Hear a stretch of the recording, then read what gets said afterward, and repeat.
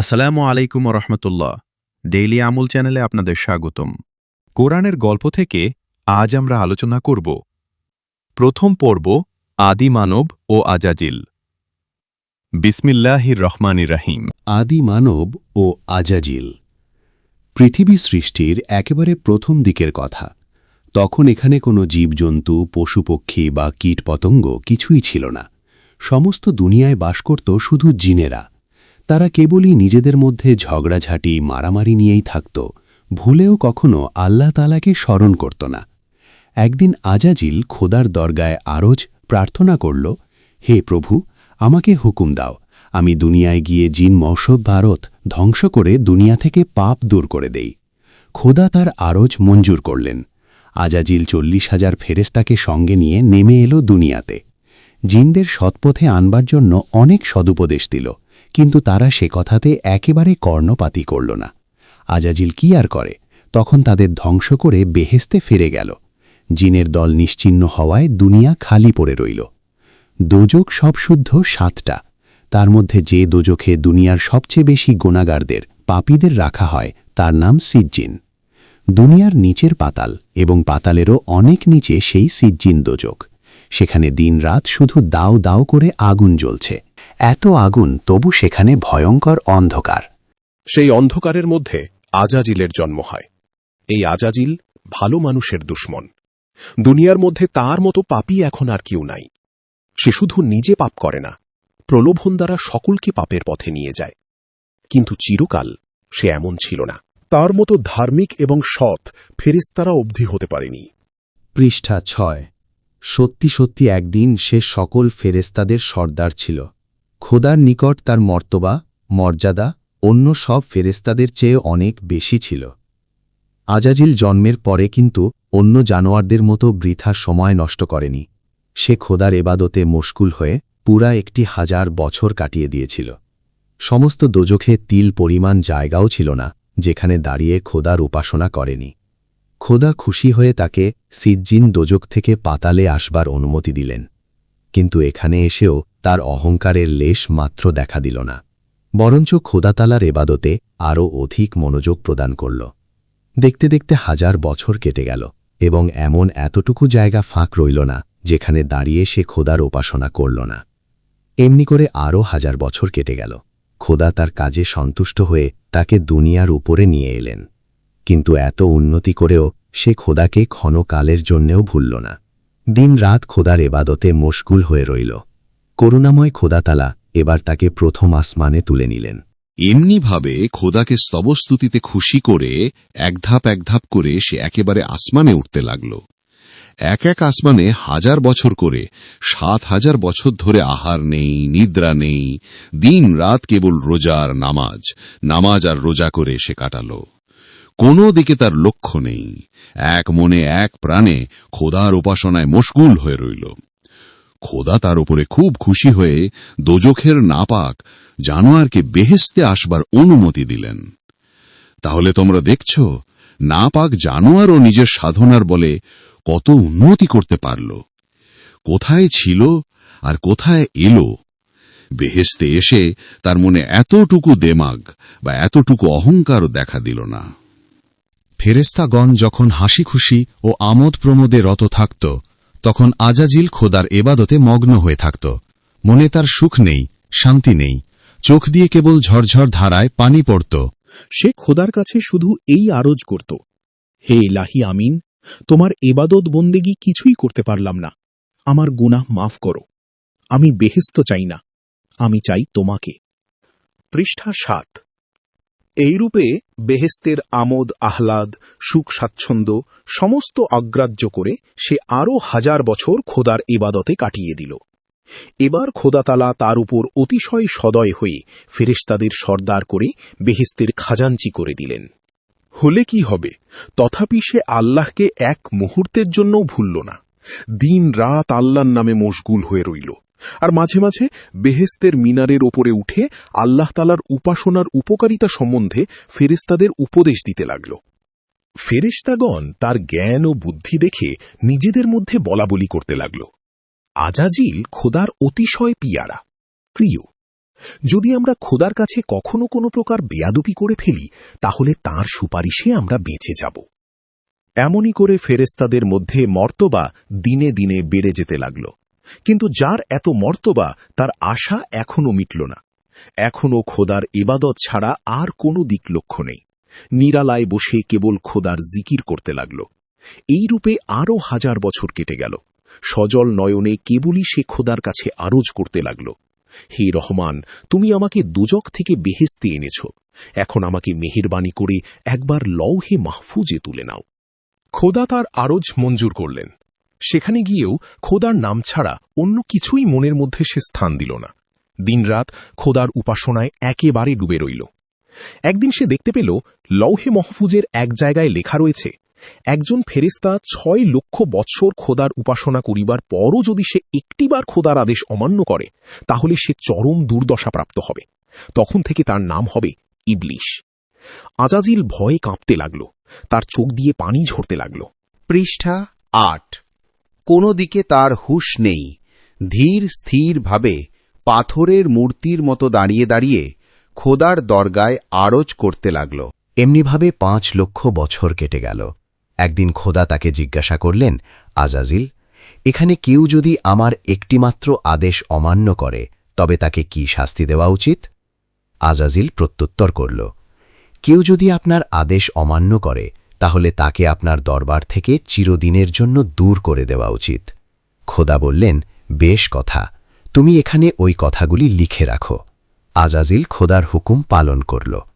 তোমাদের হয়তো স্মরণ আছে, আল্লাহর নির্দেশে আজাজিল জিন বংশ গারদ করবার পরে দুনিয়া খালি পড়ে থাকে।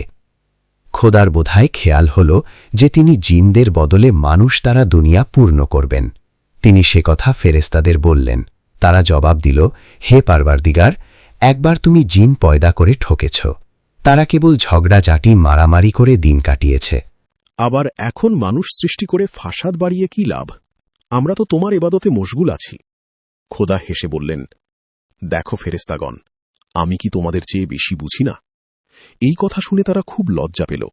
তারা বিনয়ের সঙ্গে বলল, হে রহমানুর রাহিম, তোমার খেয়াল বুঝবার ক্ষমতা কারও নেই। খোদা তাআলা হযরত আদমকে সৃষ্টি করবার ব্যবস্থা করলেন। তিনি দুনিয়া থেকে এক মুষ্টি মাটি নিয়ে হযরত আদমের শরীর সৃষ্টি করবার হুকুম দিলেন এবং দেহের মধ্যে আত্মা প্রবেশ করবার পূর্বে মাটিটুকুকে বেহেশতের একটা নির্দিষ্ট জায়গায় রেখে দেবার ব্যবস্থা করলেন। একদিন আজাজিল ফেরেশতাদের সঙ্গে বেড়াতে বেড়াতে সেখানে এসে হাজির। আদমের চেহারা দেখে সে খুব হাসতে লাগল। তারপর তাকে নিয়ে এমন বিদ্রূপ শুরু করল যে ফেরেশতারা তাকে বলল, দেখো আজাজিল, খোদা যাকে খলিফারূপে দুনিয়ায় পাঠাবার জন্য পয়দা করেছেন তাকে নিয়ে তোমার এরূপ বেয়াদবি করা উচিত নয়। পৃষ্ঠা 9। ফেরেশতাদের কথায় আজাজিল কিছুমাত্র লজ্জাবোধ করল না, বরং অবজ্ঞা ভরে বলল, বলো কি, খোদা এই মাটির ঢেলাকে খলিফারূপে দুনিয়ায় পাঠাবেন?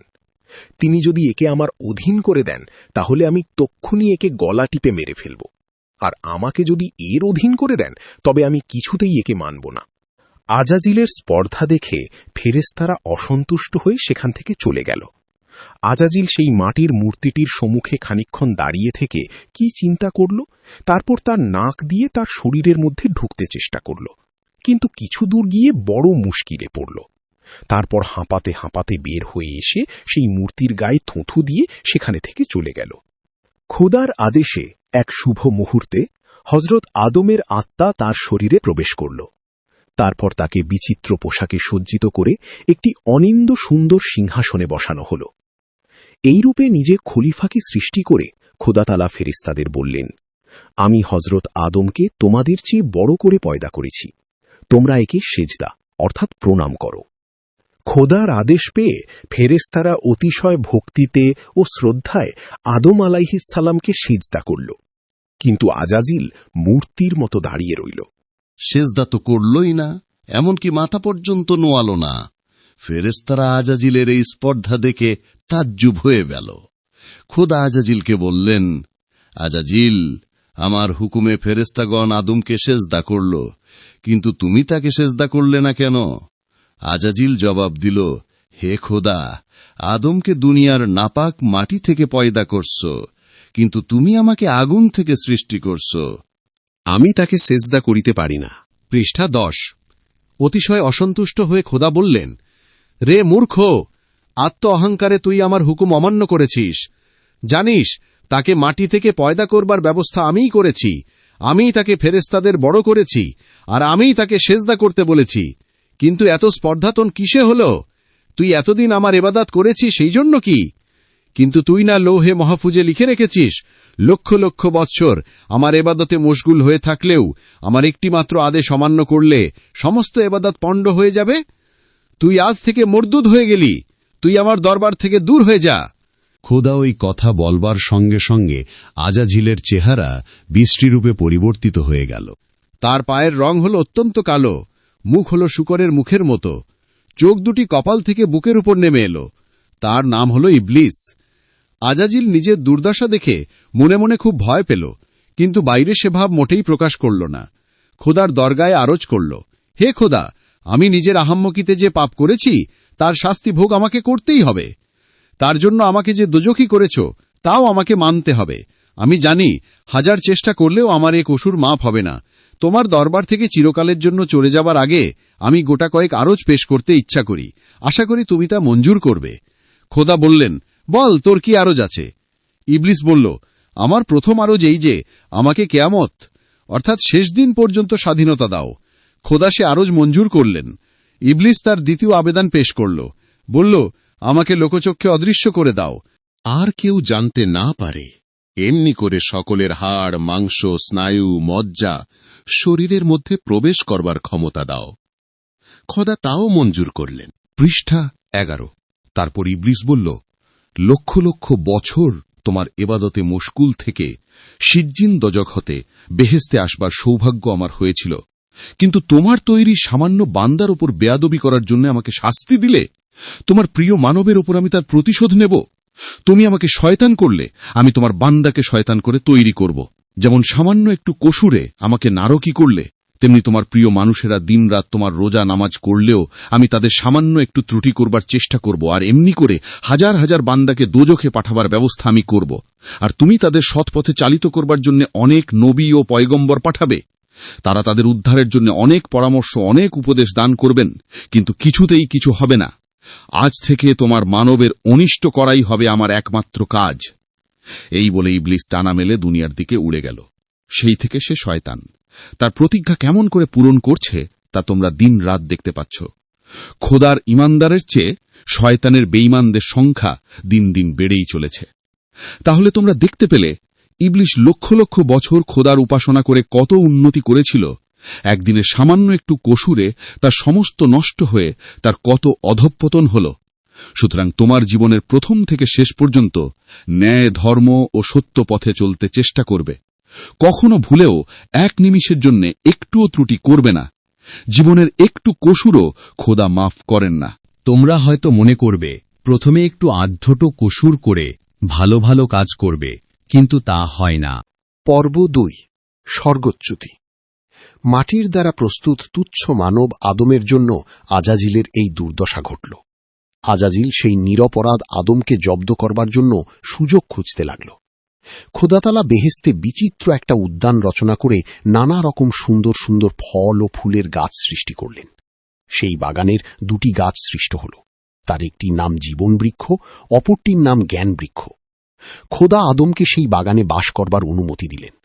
খোদা আদমকে অনুমতি দিলেন বাগানের সমস্ত গাছের ফল সে খেতে পারে, কিন্তু জীবন বৃক্ষ ও জ্ঞান বৃক্ষের ফল সে কখনো যেন ভক্ষণ না করে। এই গাছের ফল আহার করা মাত্র তার মৃত্যু ঘটবে। এরপরে অনেক দিন চলে যাবার পর খোদা মনে করলেন আদমের একজন সঙ্গিনী সৃষ্টি করা প্রয়োজন। একদিন তিনি সমস্ত পশুপক্ষীকে আদমের নিকটে এনে তাদের প্রত্যেকের নামকরণ করতে বললেন। আদম প্রত্যেক জীবের আলাদা আলাদা নাম রাখলেন। তারা চলে গেলে আদম চিন্তা করতে লাগলেন, খোদাতালা সকল জীবজন্তুকে জোড়া করে সৃষ্টি করেছেন, কেবলমাত্র তিনি একাকী রয়েছেন। সেই রাত্রে আদম ঘুমিয়ে পড়লে খোদা তার বাম পাঁজর থেকে একটা হাড় বের করে নিয়ে তা দিয়ে একটি নারী সৃষ্টি করে তার পাশে শুইয়ে রাখলেন। ঘুম ভাঙলে পাশে একটি সুন্দরী নারীকে দেখে তিনি মনে মনে পরম বিস্ময় বোধ করলেন। এমন সময়ে খোদা বললেন, এর নাম বিবি হাওয়া, এ হল তোমার সঙ্গিনী। পৃষ্ঠা 13। তোমরা দুজনে একত্রে বেহেস্তের বাগানে থাকবে, খেলবে, বেড়াবে, কিন্তু সাবধান, সেদিন তোমাকে নিষেধ করেছি। আজ আবার তোমাকেও তোমার সঙ্গিনীকে বলছি, যখন ইচ্ছে হবে এই বাগানের সকল রকম ফল আহার করবে, কিন্তু এই জীবন বৃক্ষ ও জ্ঞান বৃক্ষের ফল কখনো আহার করবে না। সেই দিন থেকে আদম ও হাওয়া মনের সুখে সেই বাগানের নানা রকম ফলমূল খেয়ে বেড়াতে লাগলেন। একদিন হাওয়া একা একা বাগানে বেড়াচ্ছেন। এই সুযোগে শয়তান একটা সাপের মূর্তি ধরে তার কাছে এলো। সে সময়ে সিংহ, বাঘ, সাপ, গরু, হরিণ, ভেড়া, ছাগল সকলে একসঙ্গে খেলা করত। কেউ কাউকে হিংসা করত না। সাপ হাওয়াকে জিজ্ঞাসা করল, তোমরা কি এই বাগানের সব গাছের ফল খাও? হাওয়া জবাব দিলেন, না, 2টি গাছের ফল খাওয়া আমাদের নিষেধ। সাপ জিজ্ঞাসা করল, কোন কোন গাছের ফল তোমরা খাও না? হাওয়া গাছ 2টি দেখিয়ে দিলেন। সাপ বলল, কেন তোমরা এ 2টি গাছের ফল খাও না? হাওয়া বললেন, জানি না, খোদা বারণ করেছেন। সাপ বলল, খোদা তোমাদের বোকা বানিয়ে এখানে রেখেছেন। এই গাছের ফল খেলে তোমাদের জ্ঞান চক্ষু খুলে যাবে, তোমাদের ওপরে খোদার আর কোনো কারসাজি চলবে না, তাই খোদা তোমাদের এই গাছের ফল খেতে বারণ করেছেন। কি সুন্দর আর মিষ্টি এই ফল তা তোমরা জানো না। সাপের কুপরামর্শে হাওয়ার মন দুলে উঠল। তিনি ভাবলেন, তাই তো, অমন সুন্দর ফল না জানি কেমন মিষ্টি। তিনি লোভ সামলাতে পারলেন না, একটা ফল ছিঁড়ে নিলেন। আধখানা নিজে খেয়ে অর্ধেক আদমের জন্য নিয়ে গেলেন। আদম হাওয়ার হাত থেকে সেই নতুন রকমের ফলটুকু নিয়ে সাগ্রহে খেয়ে ফেললেন। পৃষ্ঠা 14। শয়তান উদ্দেশ্য সিদ্ধ করে মনে মনে হাসতে লাগল। ফল খাবার পরে তারা সর্বপ্রথম বুঝতে পারলেন যে নিজেরা বস্ত্রহীন। তখন বড় বড় ডুমুরের পাতার সঙ্গে লতা গেঁথে তারা লজ্জা নিবারণের চেষ্টা করতে লাগলেন। এমন সময়ে খোদা তাআলা আদম ও হাওয়াকে নিকটে ডাকলেন, কিন্তু তারা প্রতিদিনের মতো সম্মুখে গেলেন না, গাছের আড়ালে গিয়ে লুকোলেন। খোদা তাআলা বললেন, আমি বুঝতে পেরেছি তোমরা জ্ঞান বৃক্ষের ফল খেয়েছ। আদম বললেন, হাওয়া আমাকে দিয়েছে। খোদা ক্রুদ্ধ কণ্ঠে বললেন, আমার আদেশ অমান্য করে যে পাপ আজ তোমরা করলে, বংশ পরম্পরাক্রমে এর ফল সকলকে ভোগ করতে হবে। হাওয়াকে উদ্দেশ্য করে তিনি অভিশাপ দিলেন, তুমি প্রসব বেদনায় অত্যন্ত যন্ত্রণা ভোগ করবার পর তোমার সন্তান জন্মগ্রহণ করবে। চিরকাল তোমাকে পুরুষের অধীন হয়ে থাকতে হবে, পুরুষ তোমায় শাসন করবে। আদমকে তিনি অভিশাপ দিলেন, তোমার শস্যক্ষেত্র আগাছা, কুগাছা ও নানা কাঁটা গাছে ভর্তি হয়ে যাবে। এক মুষ্টি অন্নের জন্য মরণ তোমাকে মাথার ঘাম পায়ে ফেলতে হবে। সাপকে অভিশাপ দিয়ে বললেন, নির্বোধ নারীকে কুপরামর্শ দিয়ে পাপ করিয়েছ, এর শাস্তি তোমাকে সারা জীবন ভোগ করতে হবে। যে মাটিতে মানুষ পা দিয়ে চলবে, সেই মাটিতে সর্বদা বুক পেতে তুমি চলবে, এবং সেই খেয়ে তোমাকে জীবন ধারণ করতে হবে। এই নারী বংশই হবে তোমাদের পরম শত্রু। তারা যখনই তোমাকে দেখবে তখনই বধ করার চেষ্টা করবে।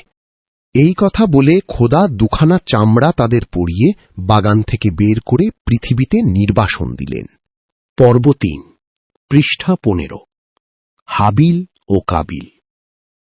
হযরত আদম ও বিবি হাওয়া শয়তানের কুচক্রে পড়ে বেহেশতচ্যুত হলেন।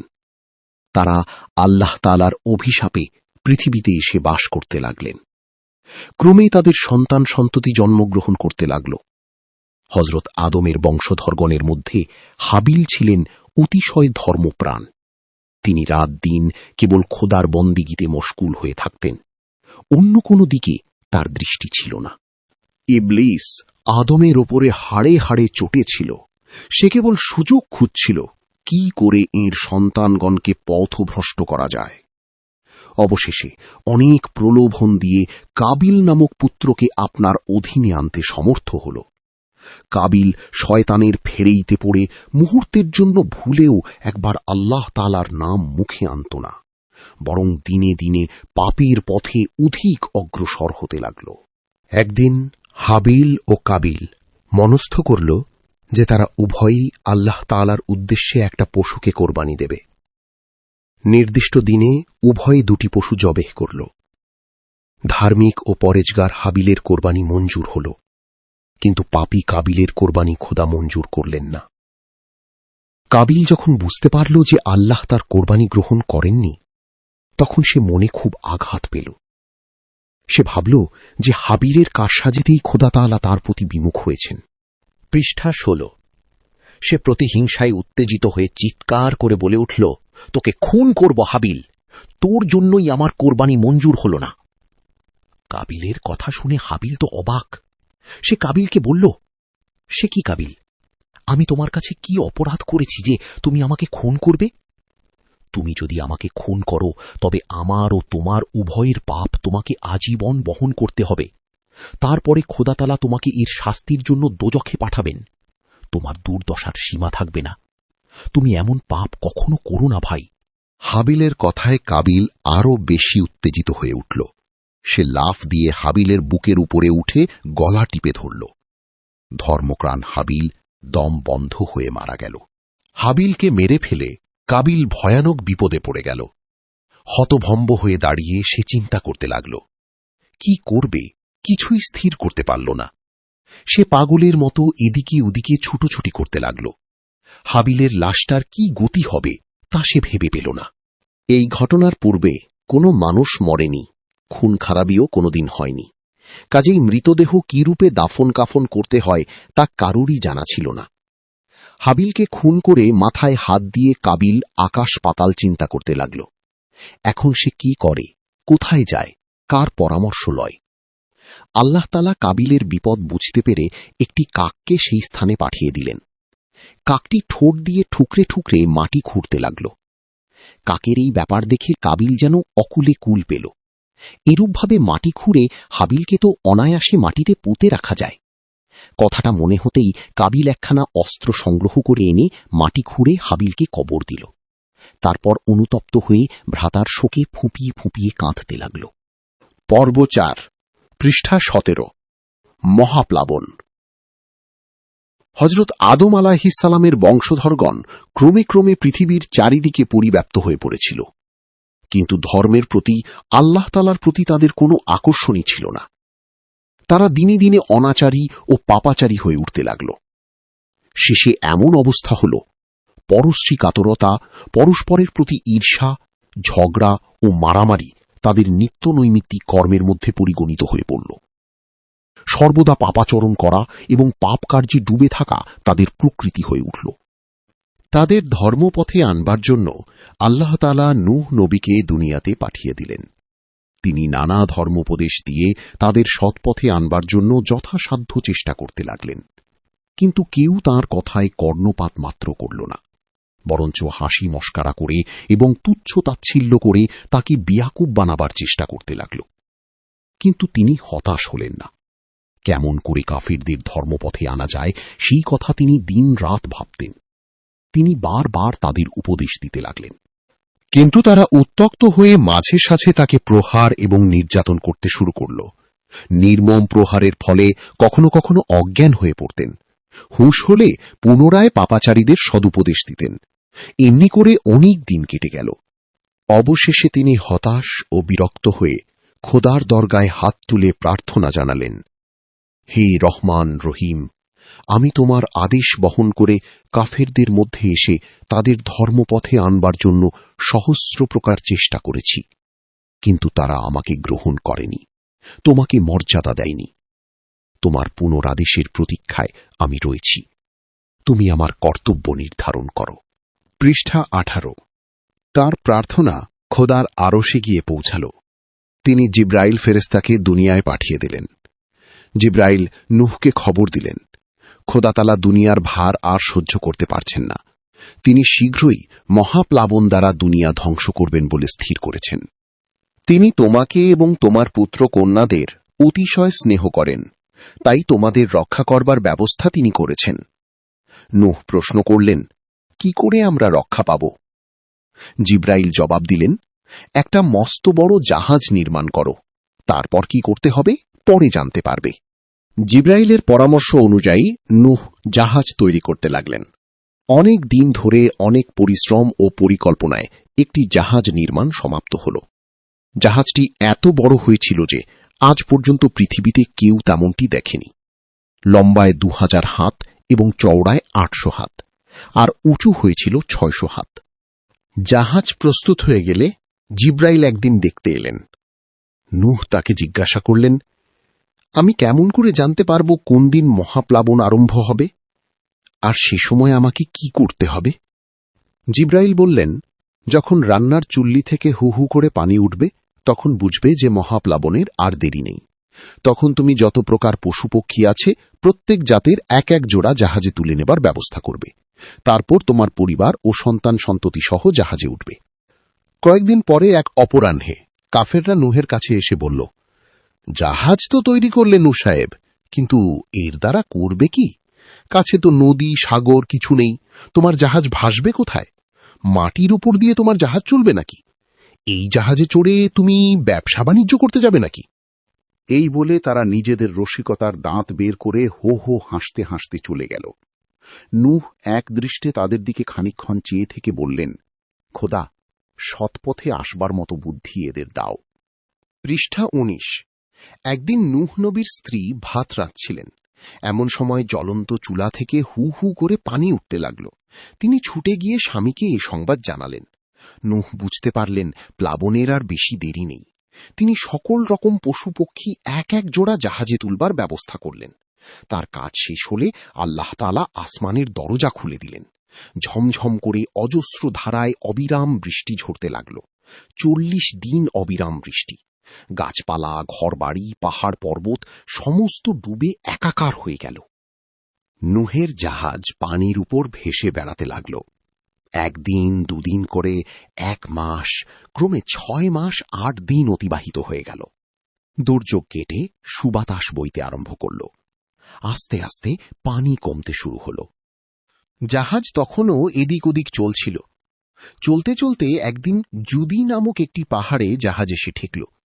জাহাজ থেকে নামবার সময় হয়েছে কিনা নূহ বুঝতে না পেরে দাঁড়কাক দুটিকে ছেড়ে দিলেন। চারদিকে পচা জীবজন্তুর মৃতদেহ পেয়ে দাঁড়কাকেরা মনের আনন্দে তা ভক্ষণ করতে লাগল। সুতরাং জাহাজে ফিরে যাবার কথা আর তাদের মনেই রইল না।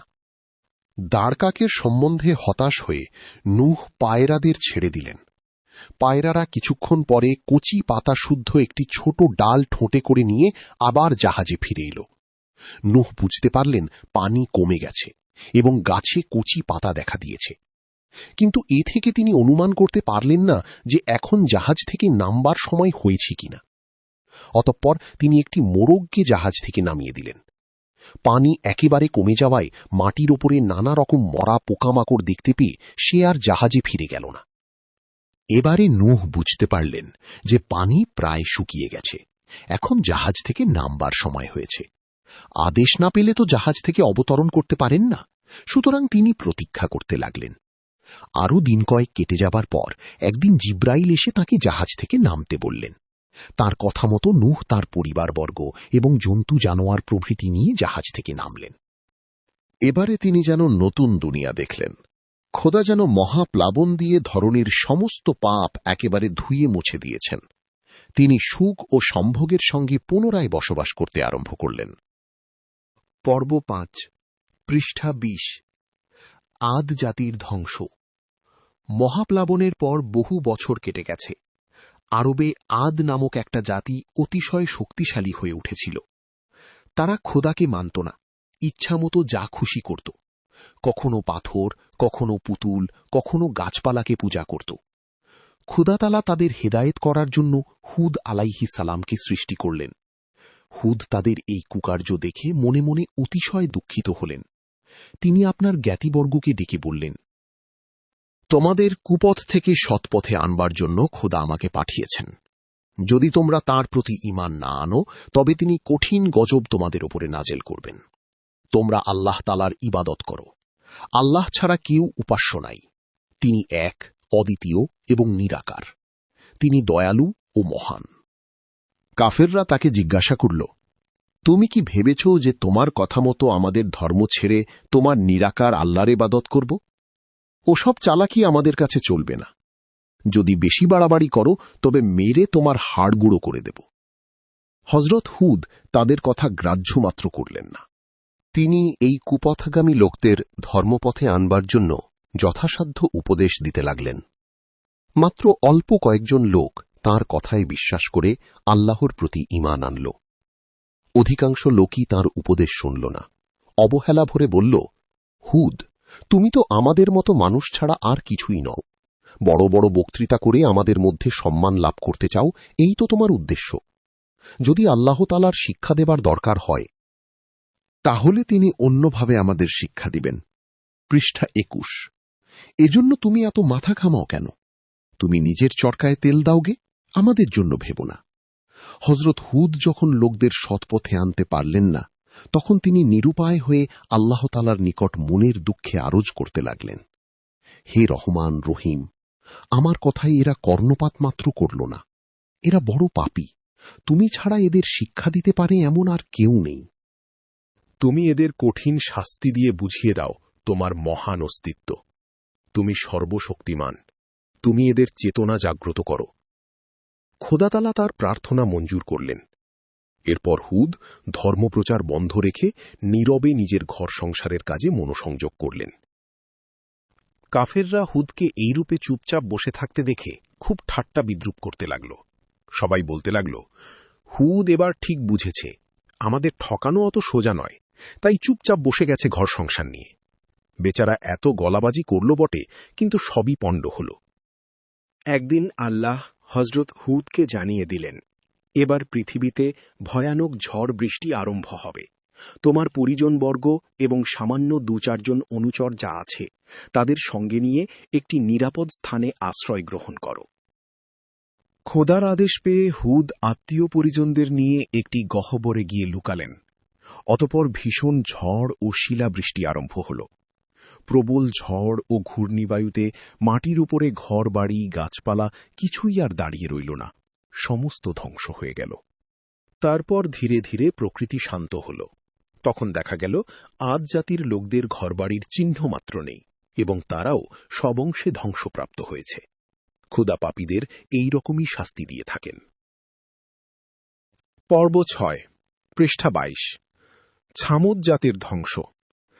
ছামুদ জাতি আরবের অন্তর্গত হজর ও ওয়াদিলকুর অঞ্চলে বাস করত। তারা পাথর কেটে সুন্দর গৃহ নির্মাণ করতে জানত। জীবজন্তু মারবার জন্য পাথর কেটে আশ্চর্য রকম অস্ত্রশস্ত্র তৈরি করত। এদের মধ্যে কতক শ্রেণীর লোক পাহাড়ের গুহায় বাস করত। এরা আল্লাহ তাআলাকে মানত। যা কিছু বড় এবং অদ্ভুত তাদের চোখে লাগত, তারই প্রতিমূর্তি পাথর দ্বারা তৈরি করে পূজা করত।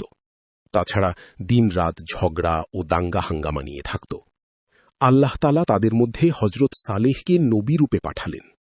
হযরত সালেহ তাদের ডেকে বললেন, ভাই সব, খোদা তোমাদের এই মাটি হতে সৃষ্টি করেছেন, আবার এই মাটিতেই লয় করবেন।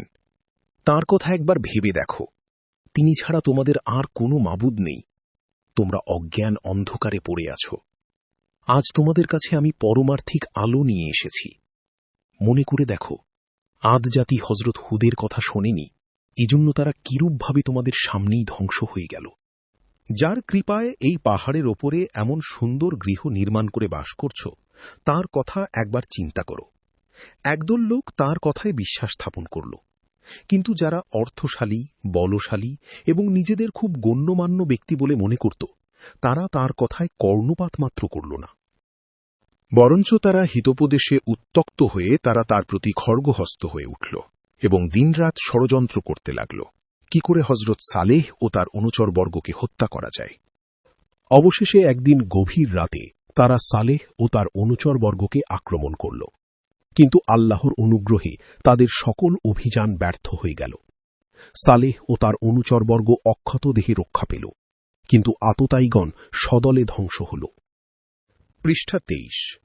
ছামুদেরা বিধ্বস্ত হলে কাফেররা অক্ষত অধিকতর প্রতিহিংসা পরায়ণ হয়ে উঠল।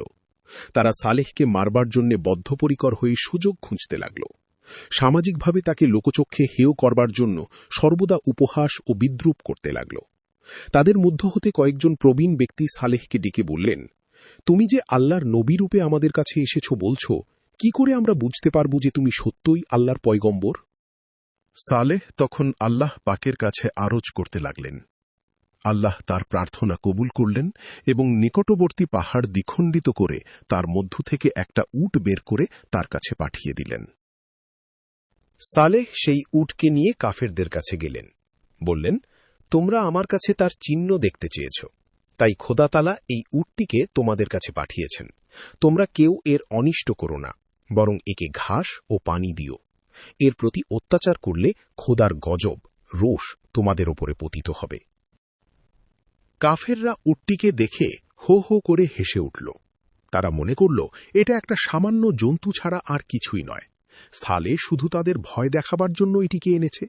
খোদার প্রেরিত কোনো চিহ্নই এর গায়ে নেই। এরকম উট তো তারা হামেশাই জবেহ করে ভক্ষণ করছে। একে যদি নিত্য খাদ্য ও পানি দেওয়া হয়, তাহলে তাদের জন্তুগুলো আধপেটা খেয়ে মরার সামিল হয়ে পড়বে। তার চেয়ে এই উটটিকে রাত্রিকালে হত্যা করে সকলে ফলার করবে। উটটিকে বধ করেও যখন তাদের কোনো অনিষ্ট হল না, তখন তারা আনন্দে নৃত্য করতে লাগল। তাহারা হজরত সালেহকে নিষ্ঠুরভাবে বিদ্রূপ করতে লাগল। অবশেষে এমন দুর্গতি তার করল যে দেশে বাস করা তার দায় হয়ে উঠল। তিনি নিরুপায় হয়ে আল্লাহ তাআলার কাছে 2 হাত তুলে প্রার্থনা করতে লাগলেন।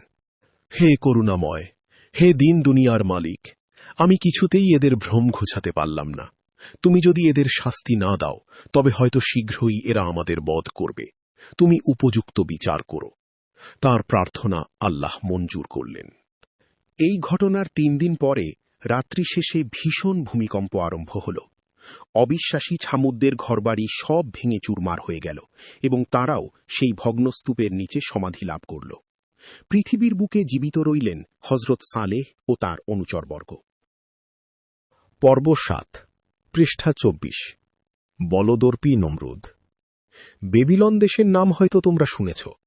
সেই দেশের সম্রাট নমরুদ ছিলেন যেমন অহংকারী তেমনই অত্যাচারী। রাজকোষে ছিল তার প্রচুর মণিরত্ন, ধন ঐশ্বর্য, দেহে বীর্য, অগণিত লোকলস্কর। একবার অগণিত সৈন্য সামন্ত নিয়ে তিনি অভিযানে বের হলেন। দেশের পর দেশ তাঁর করায়ত্ত হতে লাগল। চারদিকে বয়ে গেল রক্তের নদী। শোনা যেতে লাগল নিপীড়িতের আর্তনাদ, দুর্বলের হাহাকার, বুক ফাটা ক্রন্দন। তবুও বিরাম নাই, বিশ্রাম নাই, শুধু ধ্বংস আর ধ্বংস, জয় আর জয়।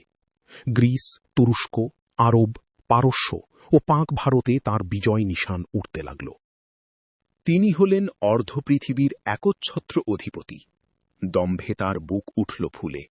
দুনিয়াটাকে খেলাঘর বলে তার মনে হতে লাগল। একদিন নমরুদ আম দরবারে বসে অমাত্য পারিষদ নিয়ে খোশ গল্পে মশগুল আছেন। এমন সময় একজন ফকির এসে দরজায় দাঁড়িয়ে হাঁক দিল, সর্বশক্তিমান খোদার নামে কিছু দান করুন জাহাপনা। নমরুদ একথা শুনে চমকে উঠলেন। বললেন, সর্বশক্তিমান খোদা? সে কি বলছো তুমি? সর্বশক্তিমান আমি? সম্রাটের কথার উপরে কথা চলে না, সুতরাং অমাত্যবর্গ ক্ষুণ্ণ মনে নীরব হয়ে রইলেন। ফকির বলল, জাহাপনা, আপনি ভুল করছেন। এমন পাপ কথা মুখে উচ্চারণ পর্যন্ত করতে নেই। তিনি এত বিরাট যে তার তুলনায় আপনি অতিশয় তুচ্ছ। নমরুদ ক্রুদ্ধ কণ্ঠে চিৎকার করে উঠলেন, এত বড় স্পর্ধা! আমার কথার উপরে কথা! প্রহরী। পৃষ্ঠা 25। প্রহরী এসে জোর হাতে আদেশের প্রতীক্ষা করতে লাগল। নমরুদ ক্ষিপ্ত কণ্ঠে হুকুম করলেন, এই ভিখারিটার গর্দান চাই। প্রহরী ফকিরকে শৃঙ্খলাবদ্ধ করে শিরচ্ছেদের জন্য বদ্ধভূমিতে নিয়ে গেল। অমাত্যবর্গ তাঁদের সম্রাটকে চিনতেন, তাই তারা বিন্দুমাত্র বিস্মিত হলেন না, কিন্তু মনে মনে দুঃখ বোধ করতে লাগলেন। নমরুদ সভাসদদের ডেকে বললেন, আপনারা আজই আমার রাজ্য মধ্যে প্রচার করে দিন, আমি সর্বশক্তিমান, আমি খোদা। যে আমাকে ছাড়া অন্য খোদার বন্দনা করবে, সে সবংশে ধ্বংস হবে। অমাত্যগণ নিরুপায়। তারা তখনই রাজাদেশ দেশে দেশে, নগরে নগরে, গ্রামে গ্রামে ঢাক পিটিয়ে প্রচার করে দেবার ব্যবস্থা করলেন। দেশের লোকেরা আতঙ্কে শিউরে উঠল। অন্তঃপুরে মেয়েরা কানে আঙুল দিল। সামান্য মানুষের এমন স্পর্ধা! বামন হয়ে আকাশে খেলাঘর নির্মাণের স্বাদ! কিন্তু প্রতিকার নেই। গোপনে গোপনে তারা উপাসনা করতে লাগল। প্রকাশ্যে নমরুদের আদেশ পালন করবার ভান করা ছাড়া কোনো উপায় রইল না। নমরুদ অহংকারে অন্ধ হয়ে গিয়েছিলেন, সুতরাং দিনে দিনে স্পর্ধা তার বেড়েই চলেছিল। আপনার নানা রকমের মূর্তি নির্মাণ করিয়ে প্রাসাদের এক প্রকোষ্ঠে রেখে দিয়ে রাজধানীর সকলের উপরে আদেশ দিলেন, দুধ আর কলা দিয়ে আমার মূর্তি পূজা করতে হবে। যে আদেশ অমান্য করবে তার গর্দান যাবে। প্রাণের দায়ে সবাই নমরুদের খেয়াল অনুসারেই চলতে লাগল। নমরুদের অনুগত ভৃত্য আজর প্রভু অন্তঃপ্রাণ। তার 12 বৎসর বয়স্ক পুত্র ইব্রাহিম একদিন এমন কাজ করলেন যা দেখি আতঙ্কে সকলের বাক্রোধ হবার উপক্রম হল। নমরুদ সৈন্য সামন্ত নিয়ে বেরিয়েছিলেন কোনো উৎসবে যোগদান করতে। প্রাসাদে ফিরে এসে দেখতে পেলেন তাঁর প্রতিমূর্তিগুলো ইতস্তত বিক্ষিপ্ত।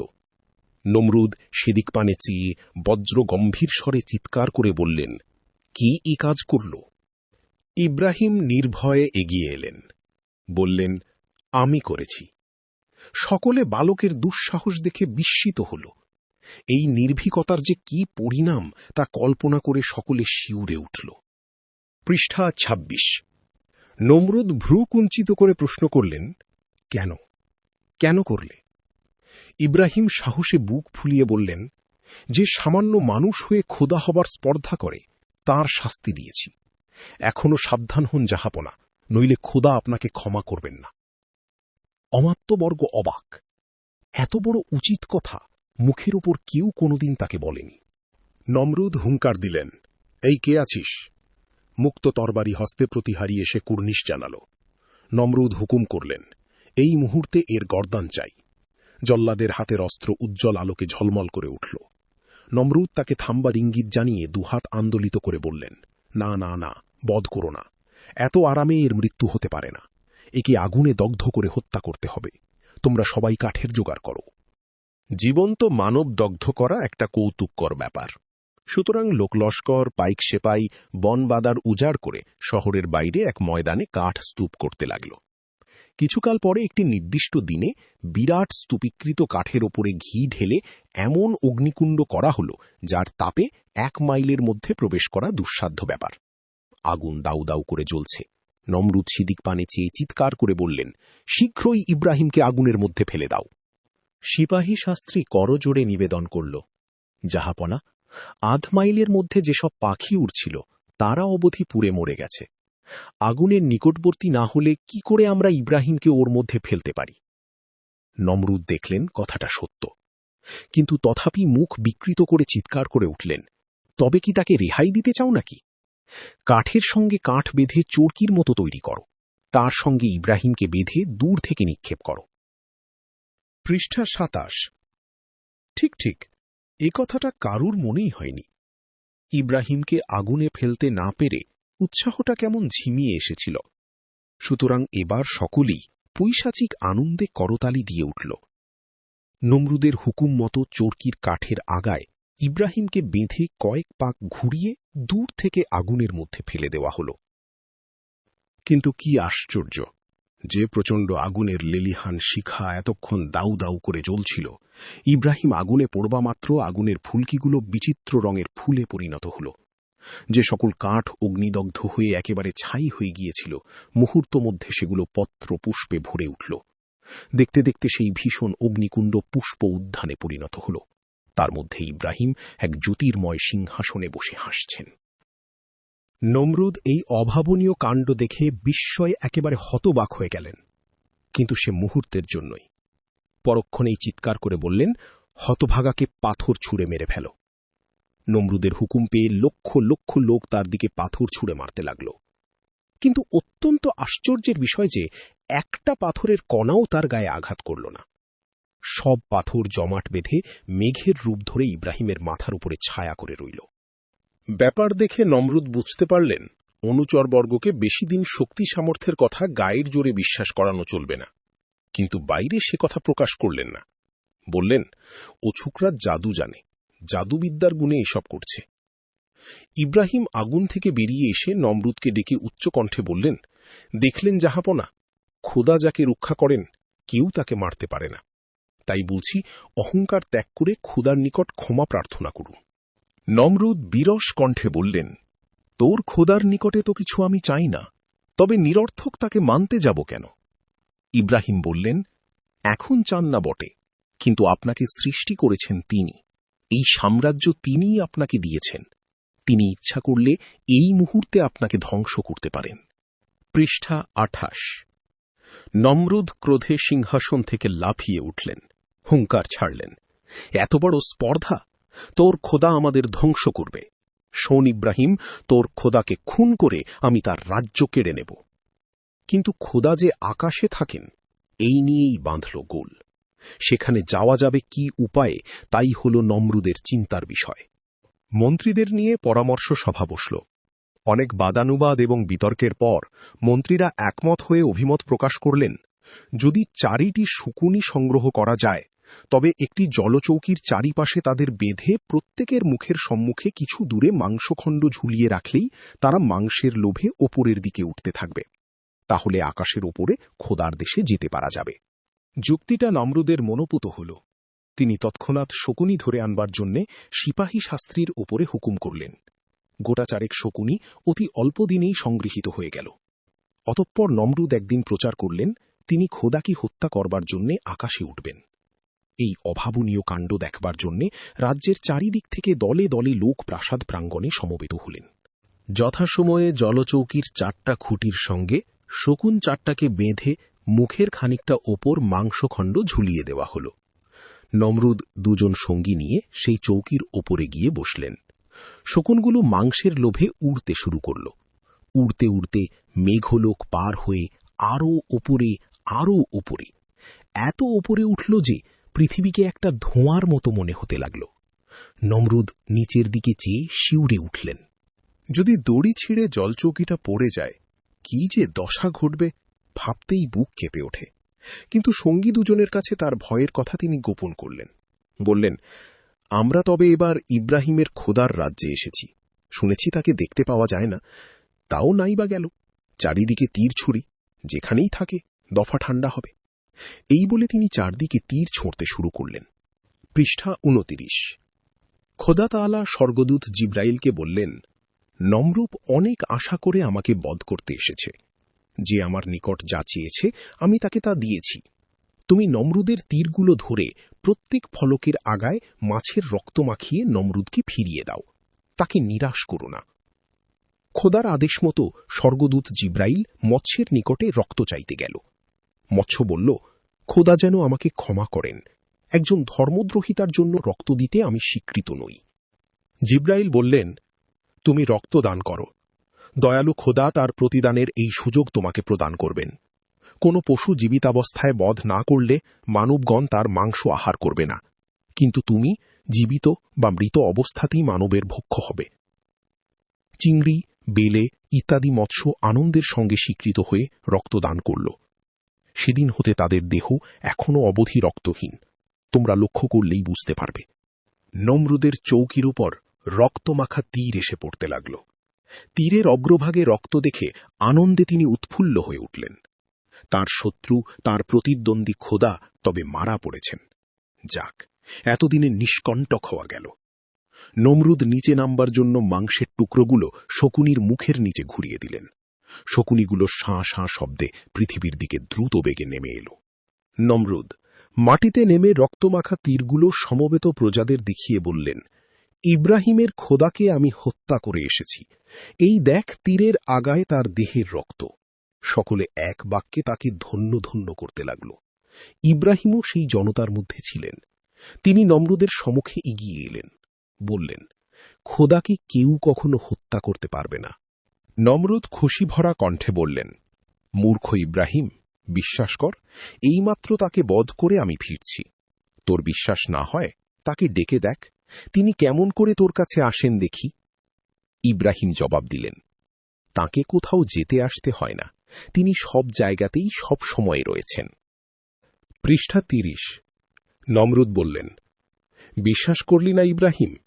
তোর খোদা যদি জীবিতই থাকেন তবে তাকে বল সৈন্য সামন্ত জোগাড় করতে, আমি তার সঙ্গে যুদ্ধ করব। ইব্রাহিম প্রত্যুত্তর করলেন, তার সৈন্য সর্বদা প্রস্তুত, আপনি বরঞ্চ প্রস্তুত হন। যখন বলবেন তখনই তিনি রাজি। এ কথায় নমরুদ মনে মনে ভীত হলেন।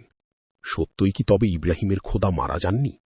সেদিন হতে নমরুদ সৈন্য সংগ্রহে মনোনিবেশ করলেন। বহু নতুন সৈন্য নিযুক্ত হতে লাগল। নমরুদ তার অধীন রাজন্যবর্গের নিকটে সৈন্য চেয়ে পাঠালে অল্পদিনের মধ্যে লক্ষ লক্ষ সেনা সমৃদ্ধ হয়ে গেল। ইব্রাহিম খোদার নিকট আবেদন জানালেন, হে নিখিলপতি, হে সর্বশক্তিমান, একজন সামান্য মানুষ তোমার প্রতিদ্বন্দ্বী। তুমি তাকে সাজা দিয়ে সমগ্র ধর্মদ্রোহীকে বুঝিয়ে দাও, তোমার বিরুদ্ধাচরণ যারা করে তারা তোমার রোষ থেকে ক্ষমা পায় না। হে প্রভু, যদি তাদের ক্ষমা করো তবে তোমাকে যে কেউ মানতে চাইবে না। তাকে শাস্তি দেবার জন্যে আমাকেও সাহায্য করো। এই আবেদনের প্রত্যুত্তরে দৈববাণী শুনতে পাওয়া গেল। কিরূপ শাস্তি তুমি পছন্দ করো? কি সাহায্য তুমি চাও? ইব্রাহিম বললেন, তুমি সর্বজ্ঞ, তোমাকে নতুন করে কি বলবো প্রভু? তবে আমার ইচ্ছা, তুমি তোমার সৃষ্টির অতি ক্ষুদ্র এবং অতি দুর্বল প্রাণী দিয়ে নমরুদের সৈন্যগণকে হত্যা করো। ধর্মদ্রোহীরা বুঝুক তোমার লীলা কি বিচিত্র, কত রহস্যময়। পুনরায় দৈববাণী হল, তোমার ইচ্ছা পূর্ণ হবে। এদিকে নমরুদ ইব্রাহিমকে যথাসময়ে সংবাদ পাঠালেন তাঁর সৈন্য প্রস্তুত। এবার তিনি খোদার বিরুদ্ধে যুদ্ধ ঘোষণা করতে ইচ্ছা করেন। এই সংবাদ শুনে ইব্রাহিম নির্দিষ্ট দিনে যুদ্ধক্ষেত্রে নমরুদের সৈন্যরা যেখানে খোদার প্রেরিত সৈন্যের জন্য অপেক্ষা করছিল সেখানে এলেন। নমরুদকে ডেকে বললেন, খোদার সৈন্য এবারে যুদ্ধে আসছে, আপনারা প্রস্তুত হন। নমরুদ এবং তার সৈন্যরা চেয়ে দেখল, দূরে কাফ পর্বতের গায়ে অসংখ্য ছিদ্র। সেই ছিদ্র হতে লক্ষ লক্ষ কোটি কোটি মশা ভন ভন শব্দে আকাশ বাতাস কাঁপিয়ে যুদ্ধক্ষেত্রের দিকে উড়ে আসতে শুরু করেছে। পৃষ্ঠা 31। নমরুদ তাচ্ছিল্যের হাসি হাসলেন, বললেন, ইব্রাহিম, পালে পালে মশা আসছে দেখতে পাচ্ছি, ওই কি তোমার খোদার সৈন্য? ইব্রাহিম বললেন, ওরাই খোদার সৈন্য। ওদের অস্ত্রই আপনার সৈন্যগণ আগে সহ্য করুক, পরে অন্য রূপ ব্যবস্থা হবে। নমরুদ অবজ্ঞা ভরে বললেন, তবে যুদ্ধ আরম্ভ হোক। তার আদেশ পেয়ে যুদ্ধের বাজনা বেজে উঠল। অমনি মশারা নমরুদের লোকলস্করের ওপরে ঝাঁপিয়ে পড়ল। এক একটি মশা একজন সৈন্যের নাকের ছিদ্রপথে মস্তকে প্রবেশ করে এমন বিষম কামড় দিতে আরম্ভ করল যে তারা যন্ত্রণায় নাচতে শুরু করল। যাতনা সহ্য করতে না পেরে হাতের গদা দিয়ে তারা পরস্পরের মাথায় আঘাত করতে লাগল। নিদারুণ আঘাতে অনেকেই ভূমিশয্যা গ্রহণ করল। কিন্তু পালিয়ে যাবে কোথায়? দলে দলে মশা তাদের মাথার ওপরে ভন ভন করতে করতে যেতে লাগল। একে একে সমস্ত সৈন্যের জীবনলীলা এমনি করে শেষ হল। বেগতিক দেখে নমরুদও যুদ্ধক্ষেত্র থেকে পালাতে যাচ্ছিলেন। এমন সময়ে শুরুত করে একটা মশা তার নাকের মধ্যে প্রবেশ করল। যন্ত্রণায় অধীর হয়ে তিনি প্রাসাদের দিকে ছুটে চললেন। প্রাসাদে প্রবেশ করে তিনি হেকিমকে হুকুম করলেন মস্তক থেকে মশা বের করে দিতে। 100 রকমের ওষুধ, সহস্র রকমের প্রক্রিয়া, কিন্তু কিছুতেই কিছু হল না। মশার কামড়ের যন্ত্রণায় প্রাণ যায় আর কি। নমরুদ কাতর হয়ে পড়লেন। একজন প্রহরীকে মাথায় কাষ্ঠখণ্ড দিয়ে আঘাত করতে হুকুম করলেন। আঘাত করাতে কিছুটা যেন আরাম বোধ হল মনে করলেন। সুতরাং এই উপায়েই রোগের চিকিৎসা চলতে লাগল। যতক্ষণ আঘাত করা যায় ততক্ষণ মশাটা চুপ করে থাকে। আঘাত বন্ধ হলে মশাটা কামড়াতে শুরু করে। এইভাবে দিন কাটতে লাগল। আহার নেই, শয়ন নেই, নিদ্রা নেই, অবিরাম আঘাত চলতে থাকল। এই ঘটনার 40 দিন পরে ইব্রাহিম একদিন এসে নমরুদকে বললেন, শাহানশাহ নমরুদ, আপনি করুণাময় খোদার নিকটে আপনার কৃত পাপের জন্য ক্ষমা প্রার্থনা করুন। তিনি পরম দয়ালু, আপনাকে নিশ্চয়ই ক্ষমা করবেন। আপনি এই দারুণ যন্ত্রণা হতে মুক্তি পাবেন। পৃষ্ঠা 32। নমরুদ ইব্রাহিমের কথা গ্রাহ্যমাত্র করলেন না। বললেন, 40 দিন তো সামান্য, যতদিন জীবন আছে ততদিন যদি এমনি কষ্ট ভোগ করি তথাপি তোর খোদার কাছে ক্ষমা চাইব না, তোর খোদাকে মানব না। ইব্রাহিম বললেন, আপনি খোদাকে মানেন না বটে, কিন্তু আপনার ঘরবাড়ি, আসবাবপত্র যা আপনি দেখছেন সকলেই তার বন্দনা করে। নমরুদ অত্যন্ত সবল কণ্ঠে বললেন, কখনো নয়। ইব্রাহিম বললেন, শুনুন তবে। তন্মুহূর্তে প্রাসাদের চারদিক থেকে শব্দ হতে লাগল, খোদা এক এবং অদ্বিতীয়, ইব্রাহিম তার বন্ধু। নমরুদ বললেন, ইব্রাহিম, তুমি জাদু জানো। ইব্রাহিম জবাব দিলেন, সকল জাদুর যিনি অধিপতি, এসব তাঁর দ্বারাই সম্ভব। নমরুদ অত্যন্ত রুষ্ট হয়ে আদেশ করলেন, এই প্রাসাদ, এই আসবাবপত্র, এই ব্যাবিলন পুড়িয়ে দাও। প্রহরীরা ইতস্তত করতে লাগল, কিন্তু নমরুদ পুনরায় গর্জন করে উঠতে তারা শহরে চারিদিকে আগুন ধরিয়ে দিল। আগুনের লিলিহান শিখা আকাশ স্পর্শ করল। নমরুদ নিষ্পলক দৃষ্টিতে সেই উজ্জ্বল অগ্নির দিকে চেয়ে রইলেন। ইব্রাহিম বললেন, ব্যাবিলন পুড়ে গেল বটে, কিন্তু আপনার গায়ের জামা কাপড়, আপনার হাত পা সবাই তো খোদাকে মানে। নমরুদ শুনতে পেলেন সত্যই তার দেহের বস্ত্রখণ্ড হতে, পদযুগল হতে শব্দ উত্থিত হচ্ছে। খোদা এক এবং অদ্বিতীয়, ইব্রাহিম তার বন্ধু। নমরুদ জামা খুলে জ্বলন্ত আগুনে ফেলে দিলেন। কোষ থেকে তরবারি মুক্ত করে আঘাত করতেই দেহ থেকে পা দুটো বিচ্ছিন্ন হয়ে লাফাতে লাগল। তবুও পাপাচারী নমরুদের মুখে খোদার নাম উচ্চারিত হল না। ইব্রাহিম অনুরোধ করলেন, এখনও আপনি খোদার স্মরণ নিন, তিনি আপনাকে শান্তি দিবেন। পৃষ্ঠা ৩৩। নমরুদের জিদ অত্যন্ত প্রবল। বিকৃত কণ্ঠে বললেন, ওসব বুজরুকি আমার কাছে চলবে না। কিছুক্ষণ পরে হতভাগ্যের দেহ ধুলায় লুটিয়ে পড়ল। তার দম্ভ, অহংকার, অভিমান বাতাসে মিশে গেল। বিবি হাজেরা কাঁদে দূর মরু ময়দানে, ইব্রাহিম খলিলুল্লাহ তাঁরে ত্যাজে কোন প্রাণে। সারা ও হাজেরা বিবি সতীন দুইজন, হাজেরাকে ইব্রাহিম দেন নির্বাসন। মরু আরবের ময়দানে একা কাঁদিছে হায়, কোলে শিশু কাঁদে, এক ফোঁটা পানি দাও তায়।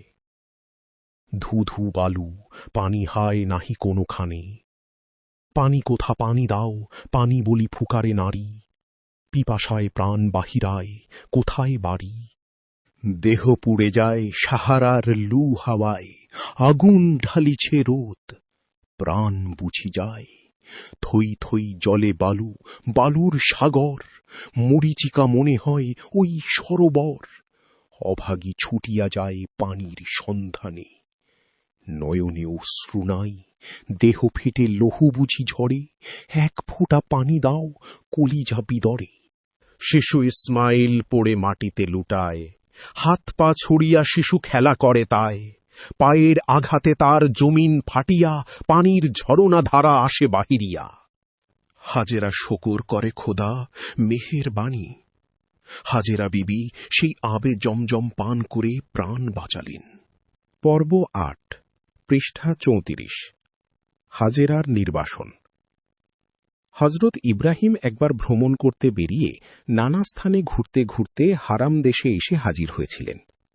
সেখানে কিছুদিন বাস করার পরে সারা খাতুনকে বিবাহ করবার তার সুযোগ ঘটে। আরও কিছুকাল সেখানে কাটিয়ে তিনি মিশর রাজ্যে গিয়ে সেখানকার সুলতানের আতিথ্য গ্রহণ করলেন।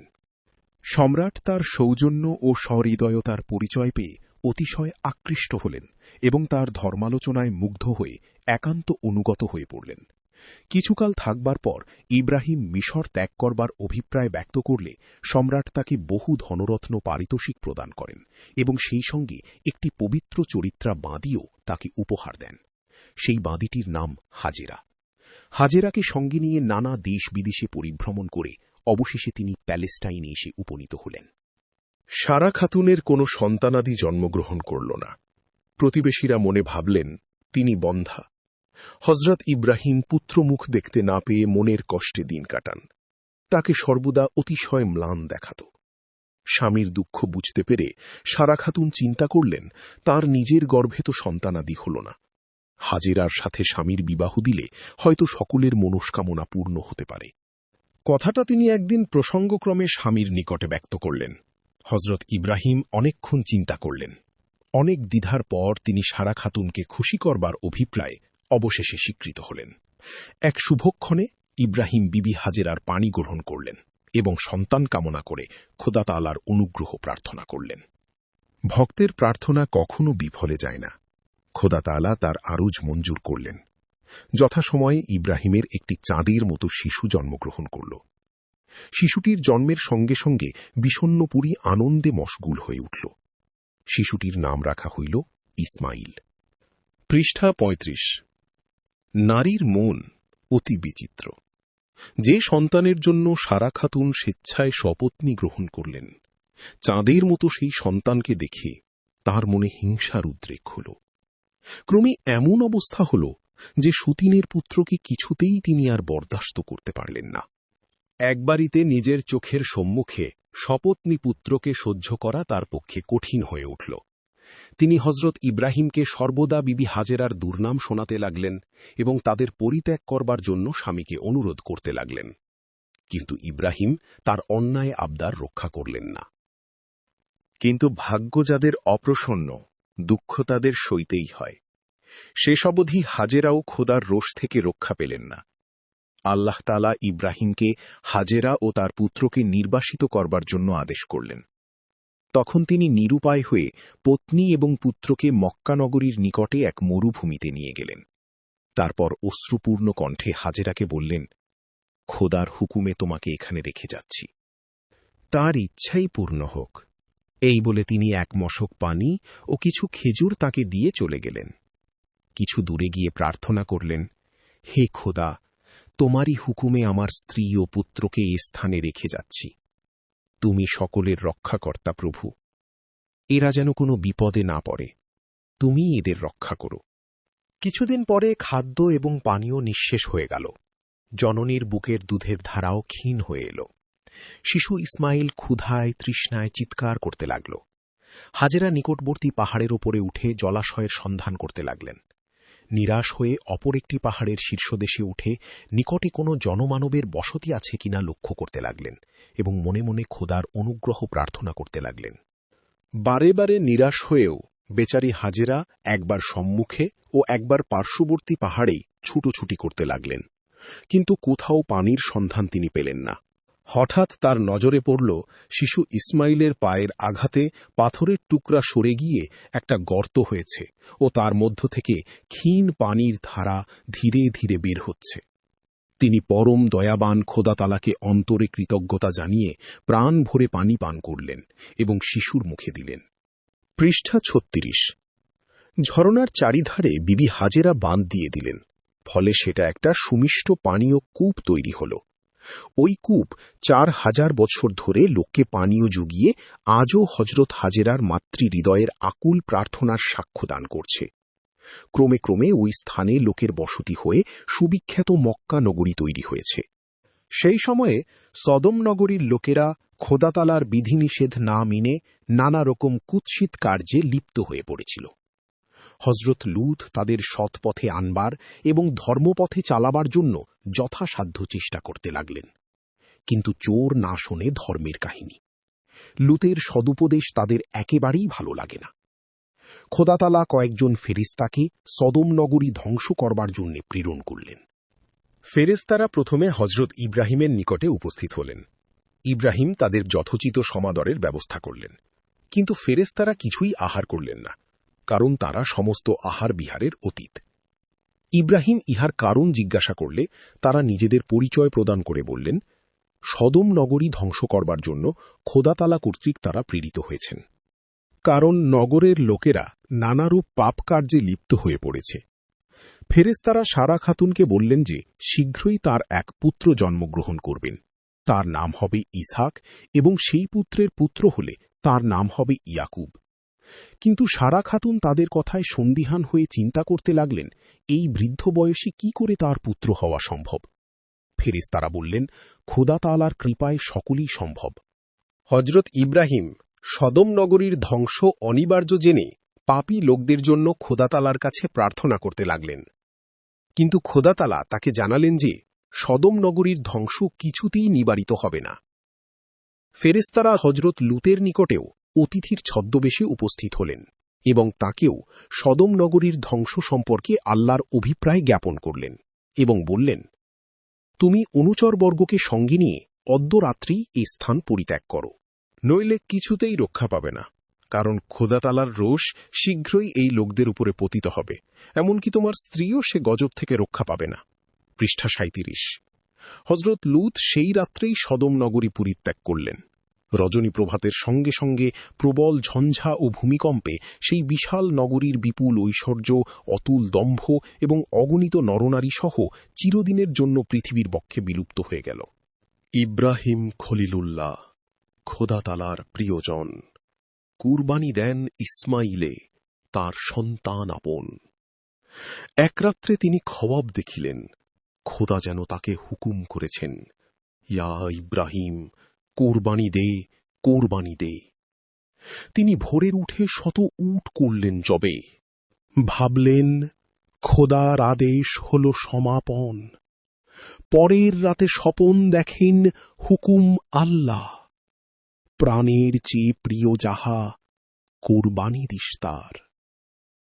প্রাণের চেয়ে প্রিয়, সে তো অপর কেহ নয়, পুত্র কেবল ইসমাইল জবিউল্লাহ হয়।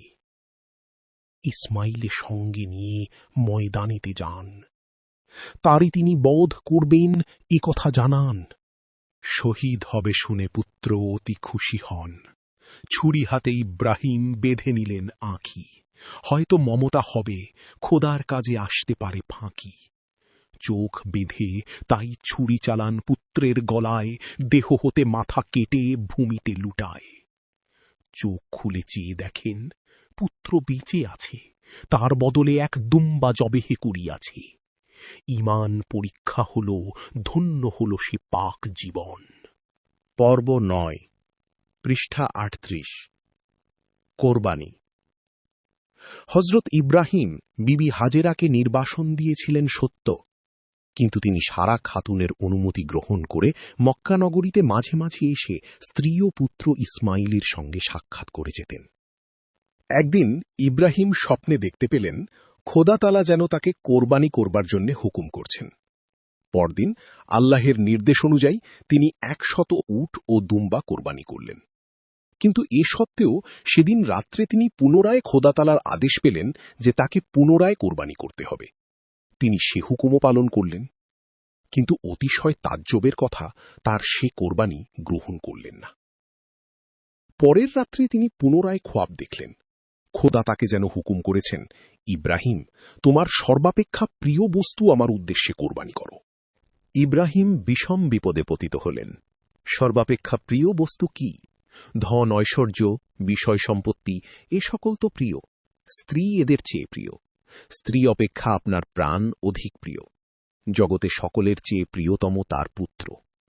নানা চিন্তায় রাত্রি প্রভাত হল। তিনি ভাবলেন, খোদা তাআলা সম্ভবত তার পুত্রকেই কোরবানি রূপে চাইছেন। উত্তম, তাই হবে। ইহা অপেক্ষা সৌভাগ্যের বিষয়ে আর কি আছে? অনেক পুণ্যে ইব্রাহিমকে এই কঠোর পরীক্ষার সম্মুখীন হতে হয়েছে।